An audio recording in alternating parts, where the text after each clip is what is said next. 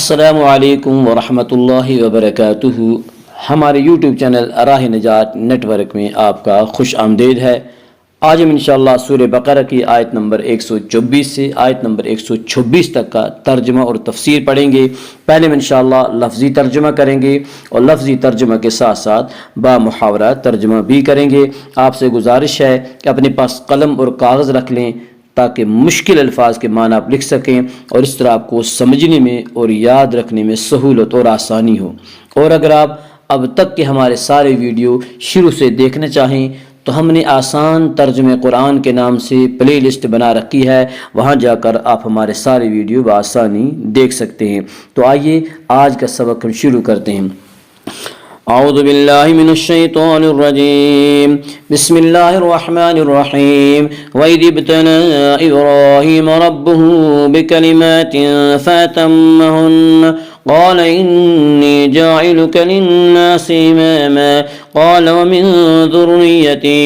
قَالَ لَا يَنَالُ عَهْدِي الظَّالِمِينَ۔ وَإِذَا اور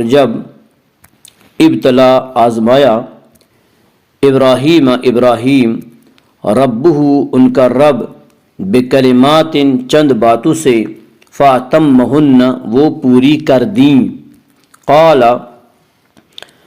اس نے فرمایا انی بے شک میں جاعلک تجھے بنانے والا ہوں للناس لوگوں کا امام پیشوا۔ قال ابراہیم علیہ السلام نے عرض کی ومن ذریتی اور میری اولاد سے۔ قال اس نے فرمایا لا ینال نہیں پہنچتا عہدی میرا وعدہ الظالمین ظالمین، اس ظالم کی جمع ہے۔ وَإِذِ ابْتَلَىٰ إِبْرَاهِيمَ اور یاد کرو جب آزمایا ابراہیم کو ربہ ان کے رب نے بکلمات چند باتوں سے فَأَتَمَّهُنَّ وہ انہیں پورے طور بجا لائے، ابراہیم علیہ السلام نے وہ پوری کی۔ قال انی جاعلک للناس اماما، اللہ تعالیٰ نے فرمایا انی جاعلک میں بے شک میں بنانے والا ہوں تجھے للناس اماما تمام لوگوں کا پیشوا، تمام لوگوں کا امام۔ قال ومن ذریتی ابراہیم علیہ السلام نے عرض کی اور میری اولاد سے۔ قال لا ینال عہد الظالمین، اللہ تعالیٰ نے فرمایا نہیں پہنچتا میرا وعدہ ظالموں کو۔ وَإِذِ ابْتَلَىٰ إِبْرَاهِيمَ اور جب آزمایا ابراہیم کو، یہ آزمائش اس لیے نہ تھی کہ اللہ تعالیٰ کو ابراہیم علیہ السلام کی حقیقت کا علم نہ تھا۔ اللہ تعالیٰ تو علیم الخبیر ہے، وہ عالم الغیب ہے، اللہ تعالیٰ کو ذرے کا علم تھے۔ ابراہیم علیہ السلام کی آزمائش اس لیے تھی کہ اپنے مقبول بندے کے جذبہ صدق و اخلاص سے لوگوں کو آگاہ کرنا مطلوب تھا۔ شاید اس میں یہ حکمت بھی ہو کہ بے خبر لوگ کہیں یہ نہ کہنے لگیں کہ ابراہیم علیہ السلام پر جو فضل و کرم ہو رہا ہے وہ یوں ہی ہو رہا ہے، اس کی کوئی خاص وجہ نہیں، بلکہ انہیں علم ہو جائے کہ وہ اس لطف عمیم کے، وہ اس فضل و کرم کے ہر طرح سے مستحق ہیں۔ نیز اس لیے بھی کہ کوئی بلحوث، کوئی نفس پرست ان مقامات رفیعہ کی طرف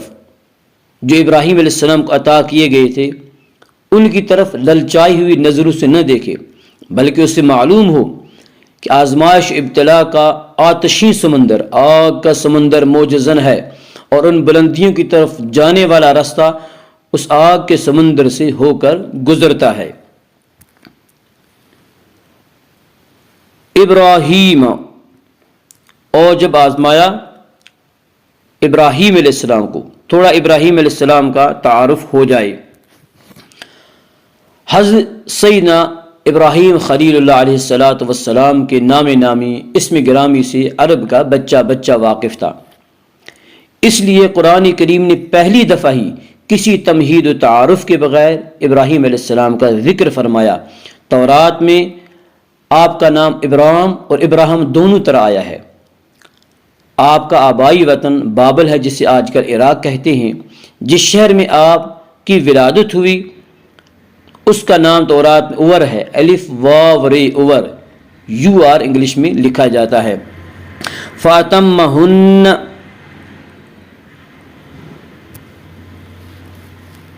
وہ پوری کر دیں، وہ انہیں پورے طور بجا لائے۔ اور جب آزمایا ابراہیم علیہ السلام کو ان کے رب نے چند باتوں سے، فَأَتَمَّهُنَّ، وہ انہیں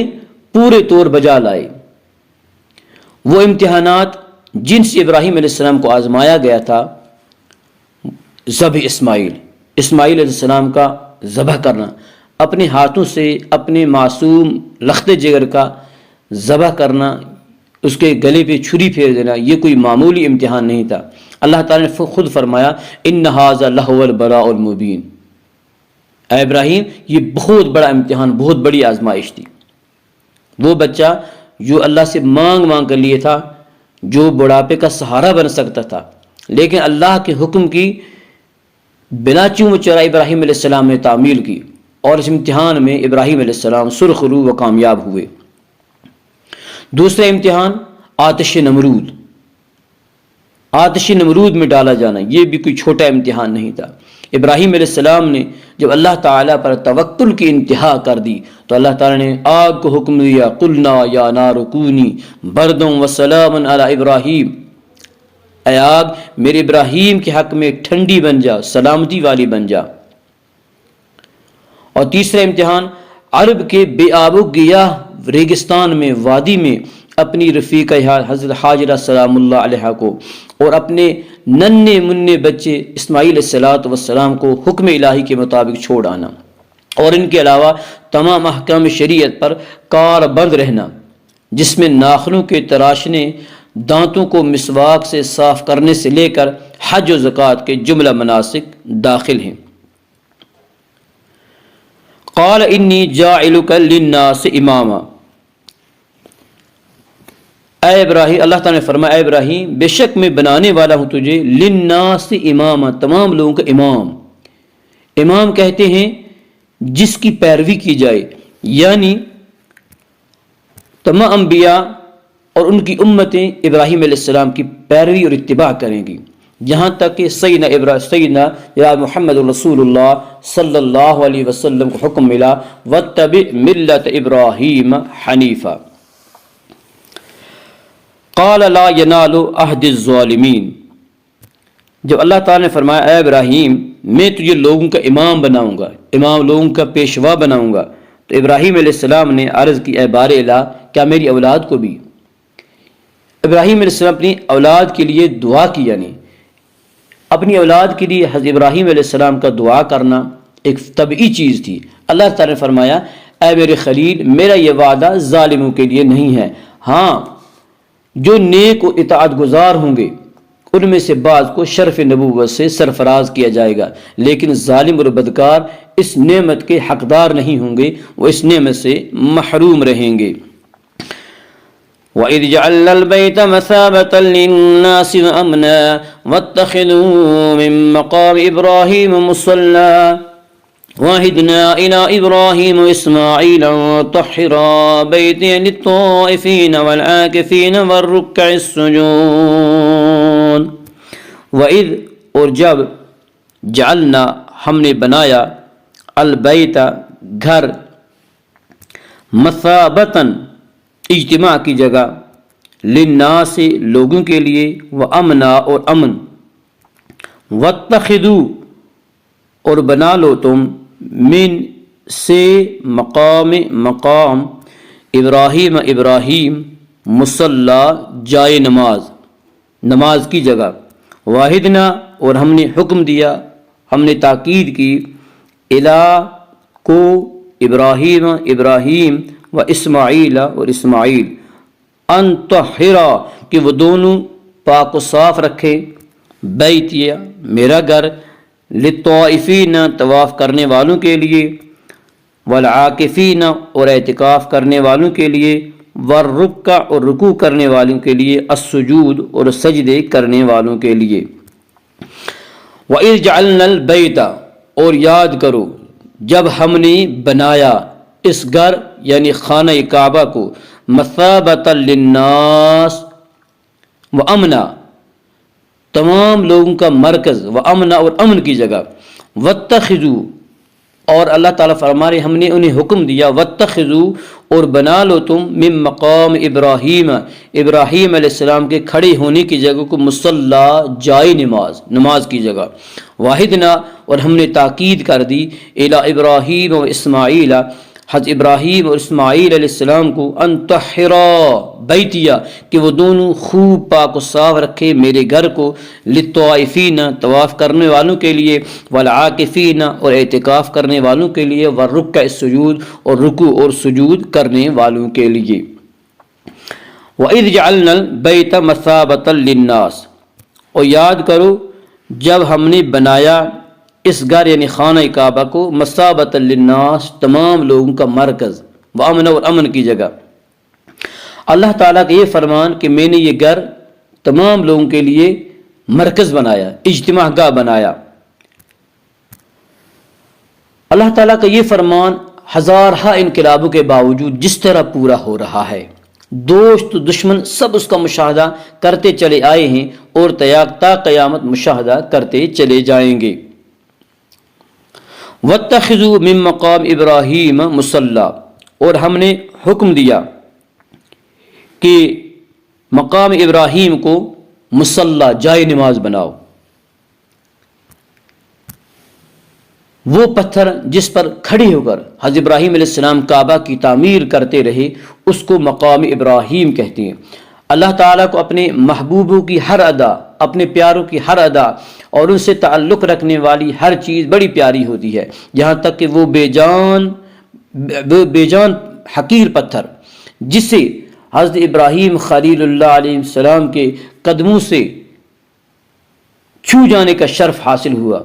وہ قدرت کی نگاہوں میں اتنا عزیز اور ذیشان ہے کہ امت محمدیہ صلی اللہ علیہ وسلم کو حکم دیا جا رہا ہے کہ اسے اپنی جائے نماز بنا لو نماز پڑھنے کی جگہ یعنی جب تمہارا طواف مکمل ہو جائے یہاں مقام ابراہیم پر آ کر تم 2 رکعت نماز پڑھو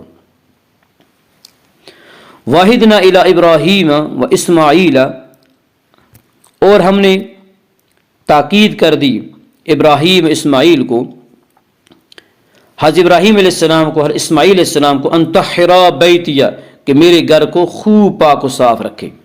للطوائفین والعاکفین ورکع السجود رکوع کرنے والوں کے لیے اعتکاف کرنے والوں کے لیے اور رکوع سجود کرنے والوں کے لیے اب کا خانہ کعبہ کی آبادی اور رونق افزائی کا اہتمام ہو رہا ہے حکم ہے ابراہیم اے اسماعیل میرے گھر کو ہر آلائش اور ہر آلودگی سے خوب پاک و صاف رکھو اس کا فرش غبار سے اس کی دیواریں بدنما دبو سے اور اس کی چھتیں مکڑی کے جالوں سے نہ اٹی رہیں بلکہ فرش اجلا فرش شفاف آئینہ دار دیواریں اور پاک و صاف چھتیں ہوں تاکہ عبادت کرنے والوں کو دل جمعی نصیب ہو اور وہ اطمینان سے اپنے رب کو یاد کرتے رہے جب ظاہری پاکیزگی کے اتنا اہتمام ہو رہا ہے تو کفر شرک کی غلاظت و فونت سے اسے پاک رکھنا کتنا اہم ہوگا اسی دلیل سے ہر مسجد کو پاک و صاف رکھنے کا حکم ثابت ہوتا ہے وَإِذْ قَالَ إِبْرَاهِيمُ رَبِّ اجْعَلْ هَذَا بَلَدًا آمِنًا وَارْزُقْ أَهْلَهُ مِنَ الثَّمَرَاتِ مَنْ آمَنَ مِنْهُمْ بِاللَّهِ وَالْيَوْمِ الْآخِرِ قَالَ وَمَنْ كَفَرَ فَأُمَتِّعُهُ قَلِيلًا ثُمَّ أَضْطَرُّهُ إِلَى عَذَابِ النَّارِ وَبِئْسَ الْمَصِيرُ وَإِذْ اور جب قال کہا ابراہیم ربی اے میرے رب اجعل بنا ھذا بلدن اس شہر کو آمنن امن ورزق اور روزی دے دے اہلہ اس کے باشندوں کو رہنے والوں کو من الثمرات پھلوں کی من آمن جو ایمان لائے من آمن جو ایمان لائے منہم ان میں سے باللہ اللہ پر والیوم الآخر اور آخرت کے دن پر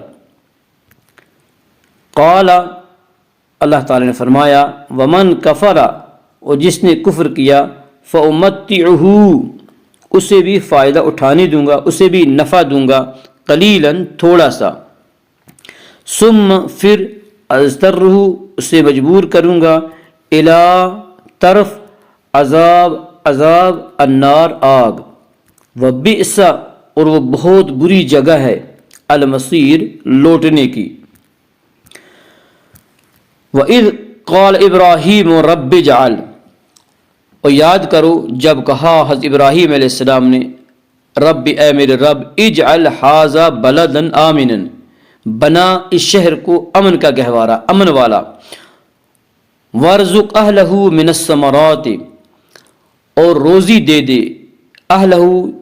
اس کے رہنے والوں کو، یہاں کے باشندوں کو، مکینوں کو، من الثمرات طرح طرح کے پھلوں سے، من آمن منہم جو ایمان لائے ان میں سے، باللہ اللہ پر، والیوم الآخر اور آخرت کے دن پر، قال اللہ تعالی نے فرمایا، ومن کفر اور جس نے کفر بھی کیا، فأمتعہ اسے بھی فائدہ اٹھانے دوں گا چند روز کا، ثم اضطرہ الی عذاب النار پھر اسے مجبور کروں گا جہنم کے دوزخ کے عذاب کی طرف، وبئس المصیر اور وہ بہت ہی برا ٹھکانہ ہے۔ وَإِذْ قَالَ إِبْرَاهِيمُ رَبِّ اجْعَلْ ھذا بَلَدًا آمِنًا، اور جب ابراہیم علیہ السلام نے عرض کی، اے میرے رب اس شہر کو امن کا گہوارہ بنا دے، اور اس کے ایماندار شہریوں کو تازہ پھل کھانے کے لیے عطا فرما۔ اللہ تعالیٰ نے ابراہیم علیہ السلام کی یہ دونوں دعائیں قبول فرمائی۔ امامت کے سلسلے میں چونکہ یہ ہدایت کی گئی تھی کہ یہ صرف فرمانبرداروں کے لیے، صرف فرمانبرداروں کا حصہ ہے، اس سے سبق لیتے ہوئے حضرت ابراہیم علیہ السلام نے رزق حلال کا سوال کیا تو صرف اہل ایمان کے لیے، لیکن پروردگار عالم نے فرمایا، اے میرے خلیل رزق مومن اور کافر تو سبھی کو دوں گا، لیکن کفار چند روزہ زندگی گزارنے کے بعد اپنے کفر اور سرکشی کی سزا بھگتنے کے لیے جہنم میں، دوزخ میں پھینک دیے جائیں گے۔ اللہم اجعل القرآن ربیع قلوبنا ونور صدورنا وجل احزاننا رب اغفر وارحم انت خیر الراحمین، وصلی اللہ وسلم علی حبیبنا ونور قلوبنا محمد صلی اللہ علیہ وسلم وعلی آلہ واصحابہ اجمعین۔ السلام علیکم ورحمۃ اللہ وبرکاتہ۔